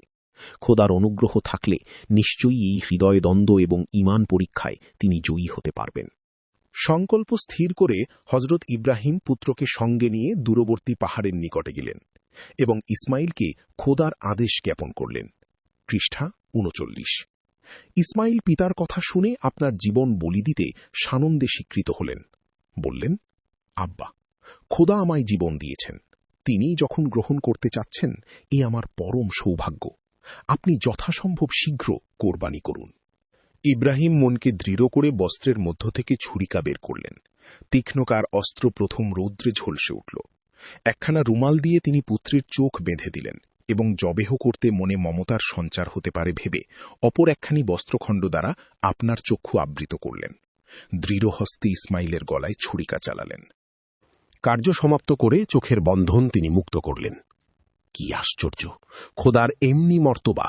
পুত্র ইসমাইল অক্ষত দেহে সম্মুখে দাঁড়িয়ে তার পরিবর্তে একটি দুম্বা জবেহু হয়ে ভূমিতলে পড়ে আছে। এমন সময় গায়েবী আওয়াজ, দৈববাণী শুনতে পাওয়া গেল। ইব্রাহিম, তোমার কোরবানি আল্লাহ কবুল করেছেন। পুত্রকে জবেহ করবার আর প্রয়োজন নাই। পিতা ও পুত্রের হৃদয় খোদার অসীম করুণার প্রতি কৃতজ্ঞতায় পূর্ণ হয়ে গেল। পর্ব ১০, পৃষ্ঠা ৪০। কাবা গৃহের প্রতিষ্ঠা। পূর্বে খোদাতালার এবাদতের জন্য কোনো মসজিদ বা গৃহ নির্দিষ্ট ছিল না। খোদার আদেশে হজরত ইব্রাহিম সর্বপ্রথম মসজিদের ভিত্তি স্থাপন করেন। এই উপাসনা গৃহ নির্মাণ শুধু তিনি ও তাহার পুত্র ইসমাইল দুজনে করেছেন। হজরত ইসমাইল পাথর তুলে দিতেন ও হজরত ইব্রাহিম সেই পাথর দ্বারা দেওয়াল গাঁথতেন। এইরূপে পিতাপুত্রে কাবাঘরের প্রাচীর নির্মাণ করেন, কিন্তু ইহার ছাদ নির্মাণ তিনি করেননি। কাবা নির্মাণ করতে বহুদিন সময় লেগেছিল। এত বেশি দিন লেগেছিল যে হজরত ইব্রাহিম যে পাথরের ওপর দাঁড়িয়ে কাজ করতেন তার উপরে তার পায়ের চিহ্ন আঁকা হয়ে গেছে। আজও পর্যন্ত পাথরখানি আছে। হাজিগণ কাবা প্রদক্ষিণের পূর্বে ওই স্থানে নামাজ পড়ে থাকেন। এর নাম মকামে ইব্রাহিম। কাবাগৃহ নির্মাণ শেষ হলে হজরত ইব্রাহিম প্রার্থনা করেছিলেন, হে পরোয়ার দিগার, পালনকর্তা, আমরা পিতা পুত্রে পরিশ্রম করে যে গৃহ নির্মাণ করলুম, হে প্রভু, তুমি তা গ্রহণ করো হে সর্বশক্তিমান, আমরা ও আমাদের বংশধরেরা যেন তোমার জন্য আত্মোৎসর্গ করতে পারি। আমাদের বংশধরগণের জন্য তাদের মধ্য থেকেই তুমি এমন মহামানব পাঠাও যারা তোমার বাণী সকলকে শোনাবেন। আল্লাহ তাআলা তার প্রার্থনা পূর্ণ করেছিলেন। তিনি পুনরায় প্রার্থনা করেছিলেন, হে প্রভু, এই স্থানে শান্তি দাও ও সমস্ত বাধাবিঘ্ন দূর করো। হে দয়াময়, আমি তোমার এই পবিত্র গৃহের নিকটে আমাদের বংশধরগণের জন্য বাসস্থান মনোনীত করলুম। এই স্থান যেন শস্য শ্যামল হয়ে ওঠে। শেষ বিচারের দিনে তুমি আমাকে, আমার পিতামাতাকে, আমার বংশধরগণকে এবং তোমাকে যারা বিশ্বাসী তাদের সবাইকে ক্ষমা করিও। পর্ব 11, পৃষ্ঠা 41। ইউসুফ ও জুলেখা। বৃদ্ধ বয়সে বিবি সারা খাতুনের গর্ভে হজরত ইব্রাহিমের এক পুত্র সন্তান জন্মে। তাহার নাম ইসরাইল আলাইহিসসালাম। ইসরাইলের 2 পুত্র, ইয়াশা ও ইয়াকুব। ইয়াকুবের 12টি পুত্র, তন্মধ্যে 11 পুত্র হজরত ইউসুফ। কনিষ্ঠ পুত্রের নাম বনিয়ামিন। হজরত ইয়াকুব জানতেন যে ইউসুফ ভবিষ্যৎ জীবনে নবী হবেন। তিনি অতি গুণবান, শ্রী ও লাবণ্যমণ্ডিত ছিলেন। শৈশবেই ইউসুফ ও বনিয়ামিন মাতৃহীন হন। নানা কারণে হজরত ইয়াকুব অন্যান্য সন্তান অপেক্ষা ইউসুফকে একটু বেশি আদর যত্ন করতেন। এই জন্য বিমাতার গর্ভে অপর 10 জন ভ্রাতা ইউসুফকে একটু ঈর্ষার চক্ষে দেখতেন। ইউসুফ একদা রাত্রে স্বপ্ন দেখতে পেলেন। সূর্য, চন্দ্র ও 11টি নক্ষত্র তাকে যেন অভিবাদন করছে। পরদিন পিতার নিকটে কথাটা বললেন। ইয়াকুব স্বপ্ন বৃত্তান্ত শুনে খানিকক্ষণ চিন্তা করে বললেন, তোমার পিতামাতা ও 11টি ভাইয়ের চাইতে তুমি শ্রেষ্ঠ হবে, কিন্তু সাবধান করে দিচ্ছি, তোমার অপর ভ্রাতাদের নিকটে এ বিষয়ে কিছু বলো না, কারণ তাহলে তারা তোমার বিরুদ্ধে চক্রান্ত করতে পারে। পিতার মনে আশঙ্কা ছিল, একে তো ভাইরা ইউসুফকে হিংসার চোখে দেখেই, তার ওপরে তারা কোনো গতিকে স্বপ্নের কথা জানতে পেরে হয়তো আরও হিংস্র হয়ে উঠতে পারে। কিন্তু সাবধানতা সত্ত্বেও ভ্রাতারা স্বপ্ন বৃত্তান্ত জানতে পারল। তারা পরামর্শ করতে লাগল কিরূপে ইউসুফকে তাদের মধ্য থেকে সরিয়ে দেওয়া যায়। অনেক যুক্তিতর্কের পর তারা স্থির করল তাকে না মেরে কূপের মধ্যে ফেলে দেওয়া হবে। যদি ভাগ্যে থাকে কোনো পথিকের দয়ায় তার প্রাণরক্ষা হলেও হতে পারে। পৃষ্ঠা 42। এইরূপ পরামর্শ করে তারা পিতার নিকটে গিয়ে বললেন, আব্বা, ইউসুফ তো এখন বড়সড় হয়েছে, ওকে আর বাড়িতে রাতদিন না রেখে আমাদের সঙ্গে মাঠে পাঠিয়ে দিন। সেখানে সে খেলাধুলা করবে, আমরা তাকে দেখাশোনা করব। হজরত ইয়াকুব প্রথমে তাদের কথায় রাজি হলেন না, কিন্তু তাদের পীড়াপিড়ি ও অনেক তর্কের পর অবশেষে তাদের সঙ্গে যেতে অনুমতি দিলেন। পরের দিন তারা ইউসুফকে অনেক দূরে এক নির্জন মাঠের মধ্যে নিয়ে গিয়ে তার দেহ থেকে জামাকাপড় খুলে নিয়ে তাকে নির্দয়ভাবে প্রহার করল। ইউসুফ প্রায় মরে যাবার মতো হলেন। তাদের সবচেয়ে বড় ভাই বলল, তোমরা ওকে মেরে ফেলো না, ওকে কুয়ার মধ্যে ফেলে দাও। তখন নিতান্ত অনিচ্ছা সত্ত্বেও তাকে তারা কূপের মধ্যে ফেলে দিয়ে বাড়ি চলে গেল। বাড়ি এসে পিতার নিকটে তারা কপট দুঃখ প্রকাশ করতে করতে জানাল, আব্বা, ইউসুফকে বাঘে খেয়েছে, এই দেখুন তার জামায় রক্ত। হজরত ইয়াকুব আর কি করেন, তিনি শোকে মুহ্যমান হয়ে কাঁদতে লাগলেন। কয়েকদিন পরে একদল সওদাগর সেই পথ দিয়ে যাচ্ছিলেন। মরুভূমির পথে সঙ্গে পানীয় প্রায় নিঃশেষ হওয়ায় কূপ থেকে পানি সংগ্রহের ইচ্ছা করে তারা বালতি নামিয়ে দিলেন। সেই সময়ে খোদার আদেশে ইউসুফ তাঁদের বালতির মধ্যে উঠে এলেন। ওদিকে তার 10 ভাই তখন সেখানে ভেড়া চড়াচ্ছিল। তারা ইউসুফকে দেখতে পেয়ে ছুটে এসে বলল, কি আশ্চর্য, এই যে আমাদের সেই গোলাম, কয়েকদিন থেকে পালিয়ে এসেছে। একে যদি আপনারা ক্রয় করেন তবে আমরা বিক্রি করতে পারি। প্রতিবাদ করলে ভ্রাতারা পাছে তাকে বধ করে, এই ভয়ে ইউসুফ চুপ করে রইলেন। কয়েকটি টাকা দিয়ে সওদাগরেরা তাকে কিনে নিলেন। সওদাগরের সঙ্গে ইউসুফ মিশর দেশে গিয়ে হাজির হলেন। সেখানে তাকে তারা বাদশাহের এক আত্মীয় কিতফির আজিজ নামক একজন সম্ভ্রান্ত ব্যক্তির নিকটে বিক্রয় করলেন। আজিজ ইউসুফকে তার স্ত্রী জুলেখার খাস গুলাম করে দিলেন। পৃষ্ঠা 43। ইউসুফ বয়প্রাপ্ত হবার সঙ্গে সঙ্গে অসামান্য রূপবান হয়ে উঠতে লাগলেন। তার অপরূপ শ্রী, লাবণ্য ও সুগঠিত দেহসৌষ্ঠবের প্রতি প্রভুপত্নী জুলেখা দিন দিন আকৃষ্ট হতে লাগলেন। একদিন তিনি তার প্রতি অনুগত হবার জন্য অনুরোধ জানালেন, কিন্তু ইউসুফ সে কথায় একেবারে কর্ণপাত মাত্র করলেন না। জুলেখা নানা প্রকার প্রলোভন দিয়েও তার মন জয় করতে পারলেন না। অবশেষে নিরাশ হয়ে তিনি তার স্বামীর নিকটে তার বিরুদ্ধে অভিযোগ করলেন। ইউসুফ দোষারোপের প্রতিবাদ করে বললেন, এই নারী আমাকে অন্যায় কার্যে লিপ্ত করবার চেষ্টা করেছে। এই রূপে একে অন্যের নামে দোষ দেবার চেষ্টা করতে লাগলেন। ইউসুফ ও জুলেখার এই সকল কাহিনী ক্রমে প্রকাশ হয়ে পড়ল। অন্যান্য রমণীরা ছি ছি করতে লাগল। তারা জুলেখার দোষ দিতে লাগল। জুলেখা যখন জানতে পারলেন যে তার সম্বন্ধে অপরাপর মহিলারা অন্যায় আলোচনা আরম্ভ করেছে, তখন তিনি তাদের জব্দ করার জন্য ফোন দিয়ে আঁটলেন। তিনি একদিন তাদের নিমন্ত্রণ করলেন এবং ছুরি দিয়ে কেটে খেতে হয় এমন একটি খাবার প্রস্তুত করলেন। সকলে খেতে এলে তাদের প্রত্যেককে এক একটি ছুরি দিলেন। তারা যখন খেতে আরম্ভ করেছে, ঠিক সেই সময়ে জুলেখা ইউসুফকে ডাকলেন। ইউসুফকে দেখে মেয়েরা এত বিস্মিত ও মুগ্ধ হল যে তারা খাবার কাটতে গিয়ে নিজেদের আঙুল কেটে ফেলল। তারা বলাবলি করতে লাগল, এত রূপ, এত সুন্দর, এ কি মানুষ না ফেরেশতা? জুলেখা সেই সময় সুযোগ পেয়ে বললেন, তোমরা আমাকে দোষী করছিলে, এবার তো তোমরাও দোষী। নিমন্ত্রিত মহিলারা এবারে সত্য সত্যই লজ্জিত হল। ইউসুফের প্রতি নারীদের এইরূপ আসক্তির কথা জানতে পেরে সমাজের মাতব্বরেরা শঙ্কিত হলেন। তারা নৈতিক জীবন পবিত্র রাখার জন্য ইউসুফের বিরুদ্ধে বাদশাহের নিকট অভিযোগ করলেন। বাদশাহ উপায়ান্তর না পেয়ে নিরপরাধ ইউসুফের কারাবাসের হুকুম দিলেন। পৃষ্ঠা ৪৪। ইউসুফকে কয়েদখানায় নেওয়া হল। তার সঙ্গে আরও দুটি যুবককেও কারাগারে প্রেরণ করা হল। একদা রাত্রে সেই যুবক দুটি স্বপ্ন দেখল। সেই স্বপ্নের কথা ইউসুফকে জানাল। একজন বলল সে যেন আঙুর থেকে রস বের করছে। অপর একজন বলল সে যেন মাথায় বয়ে রুটি নিয়ে যাচ্ছে। কতগুলি পাখি সেই রুটিগুলো ঠুকরে খাচ্ছে। ইউসুফ খোদাতালার কৃপায় প্রগাঢ় তত্ত্বদর্শী হয়েছিলেন। তিনি স্বপ্নবৃত্তান্ত শ্রবণ করে বললেন, দেখো, তোমাদের একজন শীঘ্রই মুক্তি পাবে এবং বাদশাহের সঙ্গী নিযুক্ত হয়ে তাকে শরবত পান করাবে। অপরজনের ফাঁসি হবে এবং তার মাথা পাখিতে ঠুকরে খাবে। কয়েকদিনের মধ্যেই ইউসুফের ভবিষ্যৎবাণী সত্য সত্যিই ভুলে গেল। একজন মুক্তি পেল, অপরজনের ফাঁসি হল। যে ব্যক্তি মুক্তি পেয়েছিল সে বাদশাহের অনুচর নিযুক্ত হল। কিছুদিন পরে বাদশাহ এক স্বপ্ন দেখলেন। 7টি কৃষকায় গাভী 7টি বলবতী গাভীকে খেয়ে ফেলছে এবং 7টি শীর্ণ ধানের শীষ 7টি সতেজ ধানের শীষকে খেয়ে ফেলছে। বাদশাহ পরদিন দরবারে স্বপ্নবৃত্তান্ত প্রকাশ করে অনুচরদের কাছে এর অর্থ জানতে চাইলেন, কিন্তু কেউ সদুত্তর দিতে পারল না।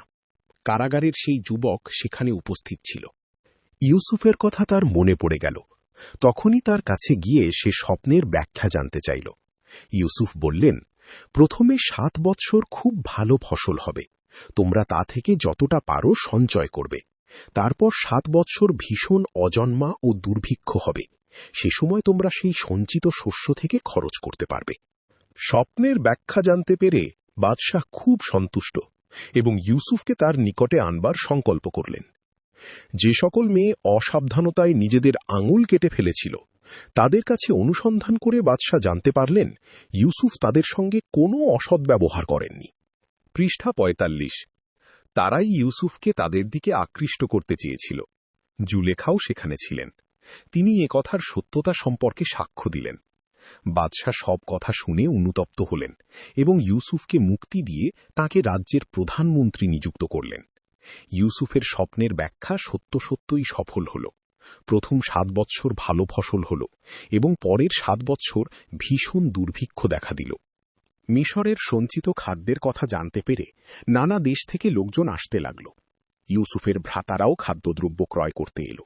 তিনি তাদের দেখে চিনতে পারলেন, কিন্তু তারা তাকে চিনতে পারল না। তিনি ভ্রাতাদের খাদ্য দিয়ে বলে দিলেন, আবার যখন আসবে তোমাদের ছোট ভাইকে সঙ্গে নিয়ে এসো, তাকে না নিয়ে এলে খাদ্য পাবে না। এই বলে অনুচরবর্গের দ্বারা কিছু অর্থ গোপনে খাদ্যের থলির মধ্যে পুরে দিলেন। তারা বাড়ি গিয়ে তাদের পিতাকে মিশরের শাসনকর্তার অনেক গুণের কথা বর্ণনা করল এবং এবারে ছোট ভাইকে নিয়ে যাবার জন্য বলে দিয়েছেন সে কথাও জানাল। হযরত ইয়াকুব তাদের পূর্বের কাজ স্মরণ করে কনিষ্ঠ পুত্র বুনিয়ামিনকে তাদের সঙ্গে দিতে রাজি হলেন না। খাদ্যের বস্তা খোলা হবার পর তার মধ্যে টাকা দেখতে পেয়ে তারা খুবই বিস্মিত হল। পুনরায় খাদ্যাভাব ঘটলে তারা তাদের পিতাকে গিয়ে শক্ত করে ধরে বলল, আব্বা, আপনি ছোট ভাইকে আমাদের সঙ্গে যেতে দিন, খোদার নামে শপথ করে বলছি আমরা তাকে অক্ষত দেহে ফিরিয়ে নিয়ে আসব। পিতা তাদের জিদের কাছে পরাজিত হয়ে অগত্যা অনুমতি দিলেন। বনি ইয়ামিনকে সঙ্গে নিয়ে তারা গেল এবং ইউসুফের নির্দেশ অনুযায়ী ভিন্ন ভিন্ন দরজা দিয়ে শহরে প্রবেশ করল। ইউসুফের কাছে যখন তারা পৌঁছল, তখন ছোট ভাইকে ডেকে নিয়ে তিনি নিজের পরিচয় প্রদান করলেন। অন্যবারের মতন এবারেও তাদের বস্তা বোঝাই করে খাদ্য দেওয়া হল।